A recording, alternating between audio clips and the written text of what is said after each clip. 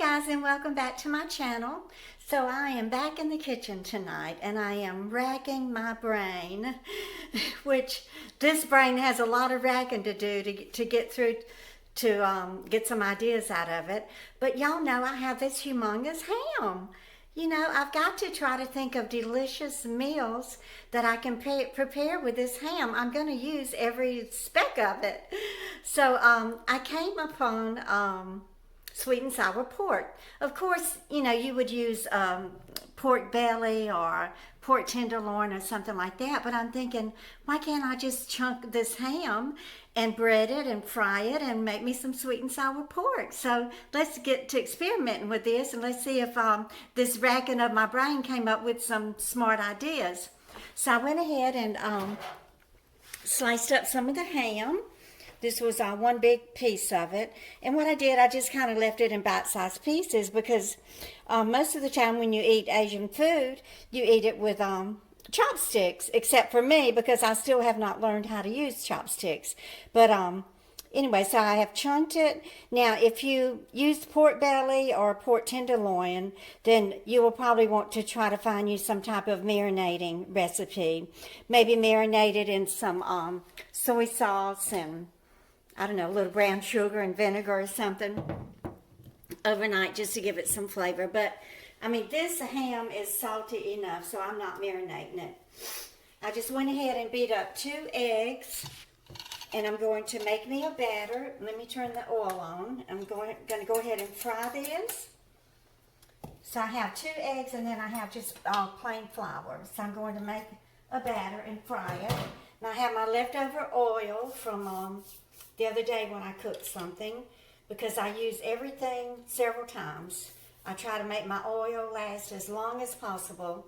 When you live on Social Security and low income living, and you got to make your food stretch and last as long as possible.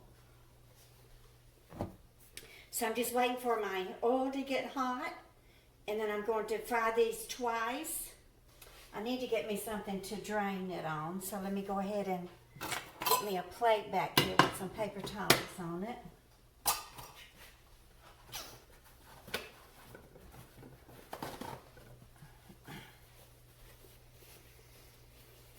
So I hope everybody is having a wonderful week. I know I am. I'm trying my very best to get this new year off to a good start. I need to get me some water out of the freezer. Actually, I think I'm going to drink a Diet Pepsi. That sounds good to me.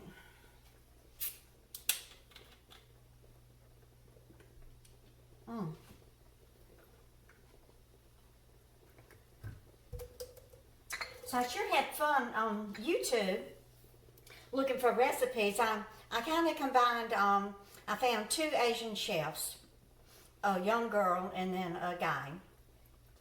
So first I wrote down the guy's recipe. I thought, well, I'll go with his. But then after I found the girl, I liked her recipe better, so I decided to go with hers. So let me, just waiting for my oil to get hot here.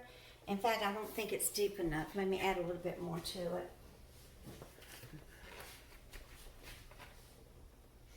You know, my mother, when I was growing up, there was no such thing as different, you know, ethnic types of food, like, you know, German or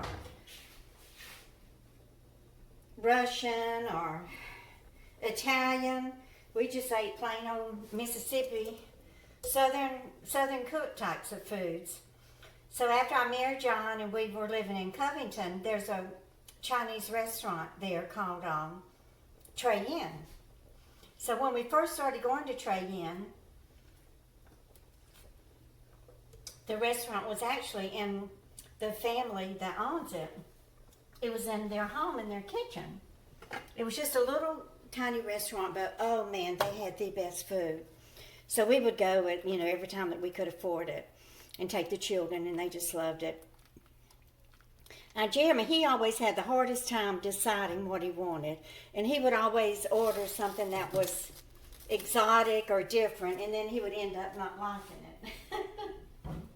Have y'all ever had a child like that? So we would usually end up having to order, either give him part of our food or order him something else. So then it got to be so busy that they would have a long line waiting out. So they bought some property there by Lake Pontchartrain in Mandeville and built a huge restaurant.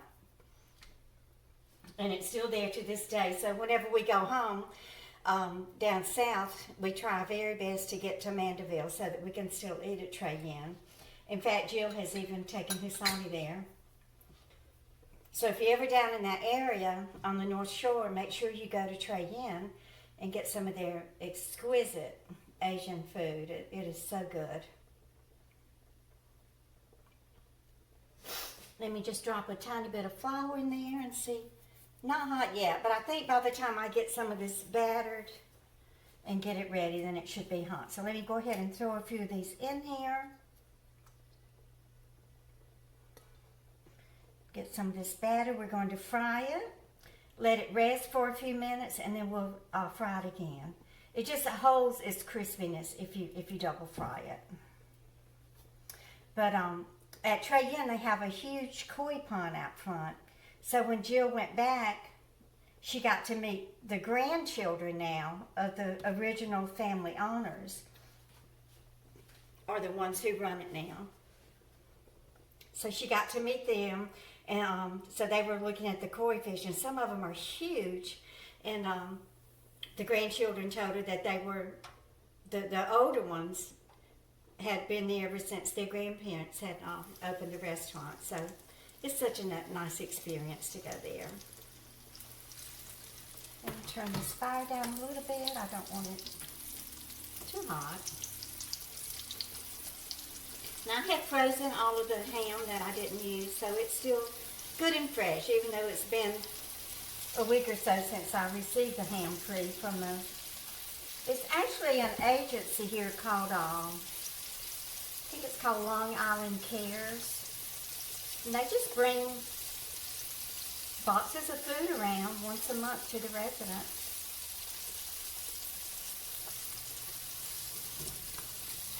Which is very nice. It does help cut down on the cost of food for us.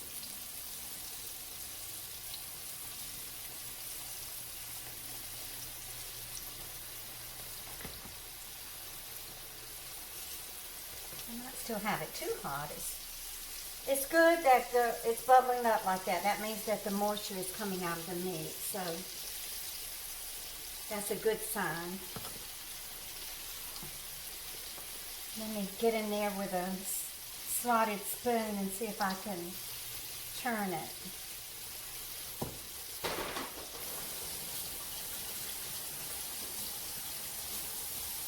Now Beverly, my subscriber Beverly, she lives down in Slidell.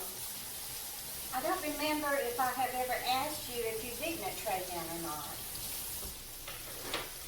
Not that you would have any reason to go to Mandeville to eat, because y'all have some wonderful restaurants there in Slidell. Where's my slotted spoon? Okay.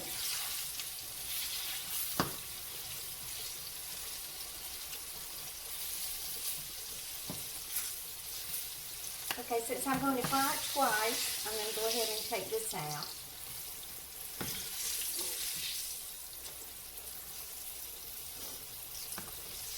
Oh, I hope it turns out. I've never made sweet and sour pork anyway, and I've certainly never made it with ham, and I'd probably be lost trying to even find a recipe on the internet making it with ham. But like I said, I'm trying to manage and make do, stretching my money as far as I can. So I guess all of y'all got your little increase. There wasn't much of it left over after the Medicare increase, but still, I feel blessed that we got it. And I feel doubly blessed that us being on Social Security got that COVID relief money, the $600. Pause this while I finish browning this, and then we will fry it again. Okay, so this is what the fried ham chunks looks like. I'm going to let it rest about 5 minutes, and I'm going to fry it again for about Just a few seconds, maybe a minute. Okay, so we're going to fry these chunks of ham again. And this is just going to be really, really quick, just for maybe 60 seconds. It just helps to retain the crispiness if you double fry them.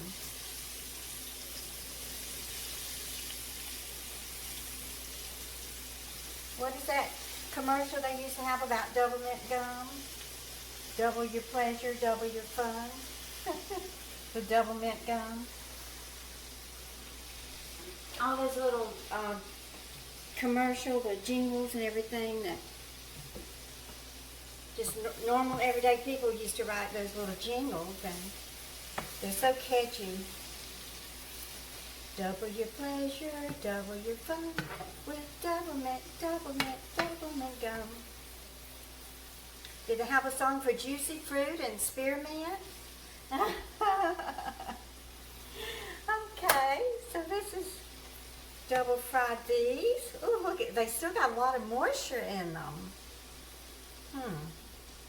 I don't want that moisture coming out in the sauce.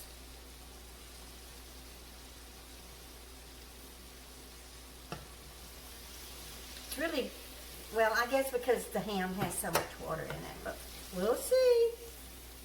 It may be a flop. I may have to put it all in the garbage. I just don't know. I hope not.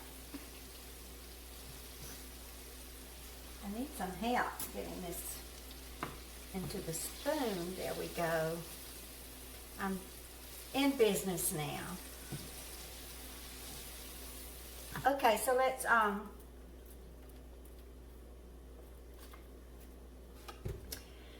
see if I remember how to make this sauce. Okay, so we're going to make the sweet and sour sauce now. Okay, so to make this sauce, I'm going to use 1/4 cup of ketchup. I'm not going to measure it. I can tell by looking at it. It doesn't matter if it's 1/4 of a cup or not. It's all I've got. Then add a little bit of water to it. You can use tomato paste. In fact, I bought tomato paste, but I decided just to use the ketchup. So this is 1/4 of a cup of ketchup. And then we're going to add 1/4 cup of vinegar. I'll just use the same measuring cup. 1/4 of a cup of sugar. Stir that up.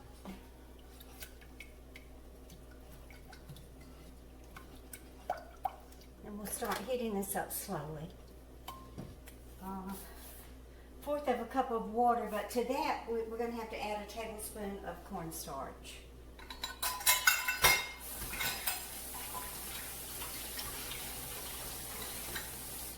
You want to use cold water to dissolve your cornstarch in cold water.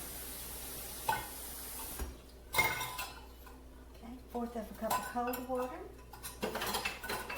and a tablespoon of cornstarch. We're on our tablespoons.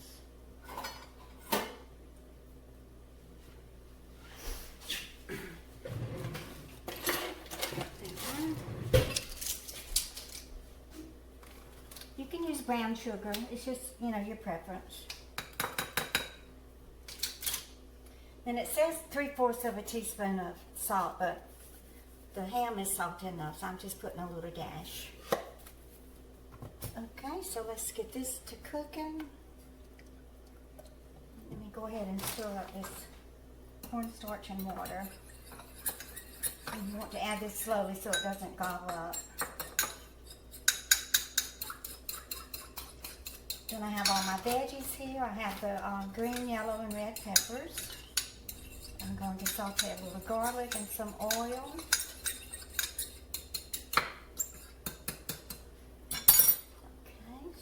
Going to cook this very slowly. The cornstarch and water will thicken it. It's kind of tricky to get it just the right consistency. If it's too runny, then it's going to run off the meat. If it's too thick, then it's going to be a gobbled up mess.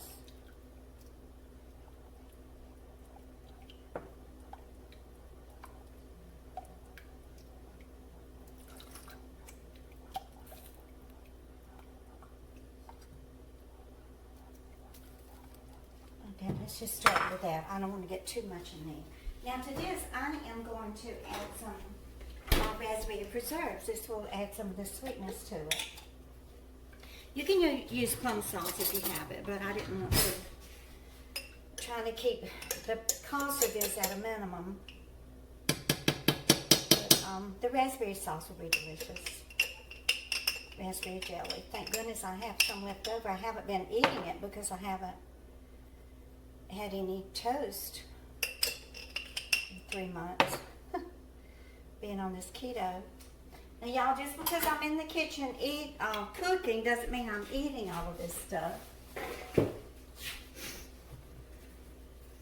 I'm cooking because this is how I make a living.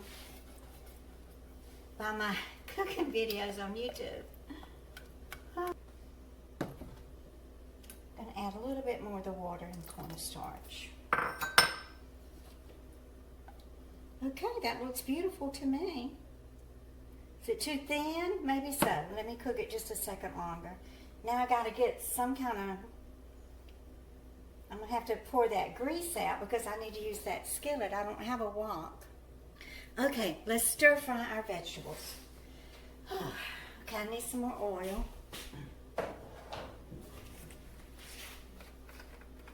Just a little bit of oil. We're going to stir fry the garlic. I'll leave it out just in case I think that I need a little bit more. Garlic up and saute it a little bit. Better wait and let my oil get a little bit hotter.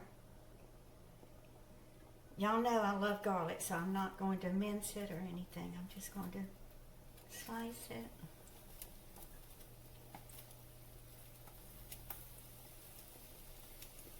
Do y'all watch Chopped? Is it still on?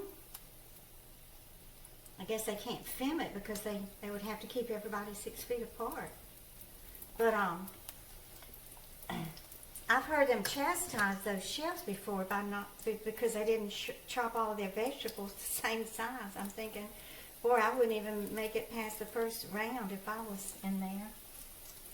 I never chop mine the same size. Oh, garlic smells so good when it's sauteing.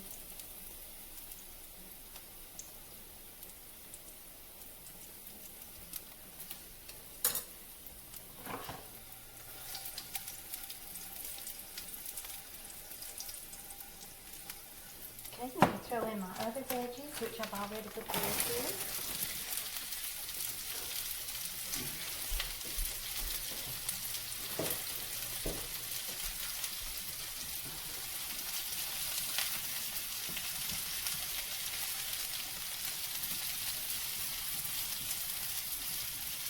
Like I got more onion than I got anything else. Okay. I mean, those Asian chefs, they'll take their wok and flip the vegetables over, you know, just not even using a spatula or anything. It's just so much fun to watch.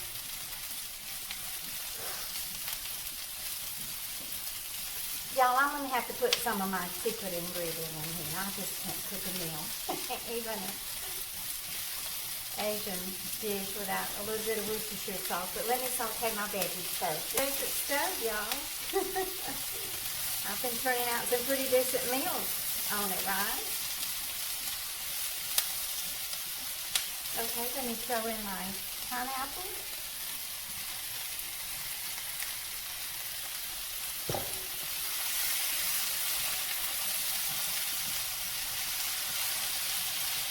This is sure smelling good. Really, after I put the sauce in here, I'm not going to want to cook it anymore, so I probably need to saute this for at least 3 or 4 minutes. Then we'll add the pork in here and then cover it with the sauce, and I will give it a taste test. Okay, I'm going to add my pork to it.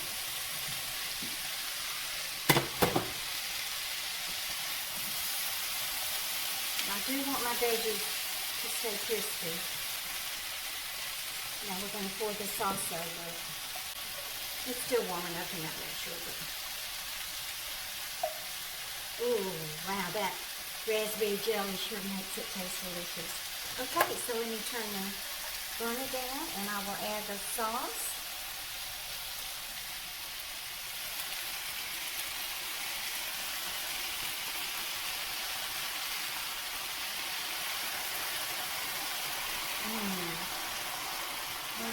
Sure smells delicious. Okay, so here we go. Go ahead and toss it. Toss it and then taste it.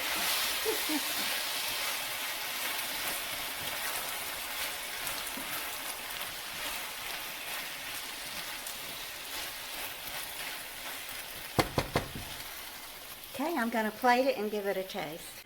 Okay, so I have it plated. Y'all, I look like Tammy Faye Baker.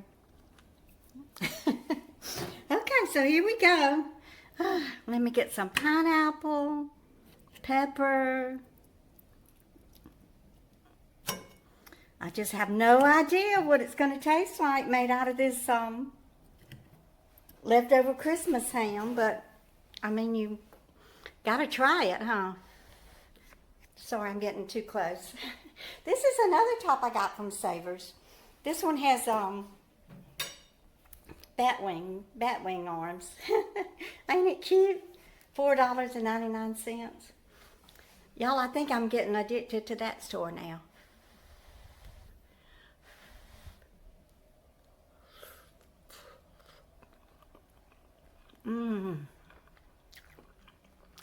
Oh, goodness. Y'all, this is delicious. Oh, and I ain't lying to you either. I'm dropping sweet and sour sauce all over my floor.